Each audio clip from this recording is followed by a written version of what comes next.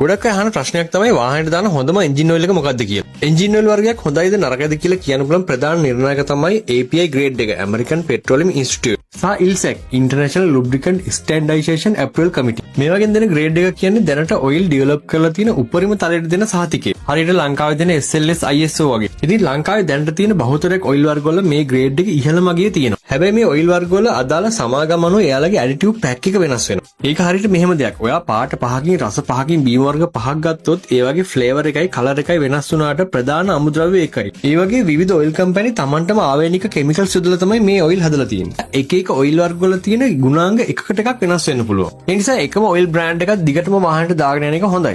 හැබැයි ඔයා oil brand එකක් මාරු කළා කියලා කවදාවත් ඔයාගේ එන්ජින් එකට ඩැමේජ් එකක් වෙන්නේ නැහැ. මොකද හැම ඔයිල් එකක්ම හදලා තියෙන්නේ බේස් ඔයිල් එක පදනම් කරගෙන. ඉතින් ඒවට ඇඩිටිව්ස් පැක් එකකින් කරන්නේ වැඩි දියුණු කිරීම විතරයි. ඔයිල් කෑන් එක ගත්තාම ෆ්‍රී සර්විස් එක ලබා දෙන ලංකාවේ එකම තැන DWS ඔටෝ එකේ අපි ගාව මේ හැම ඔයිල් වර්ගයක්ම තියෙනවා. ගන්න ඕනම ඔයිල් කෑන් එකට සර්විස් එක ෆ්‍රී.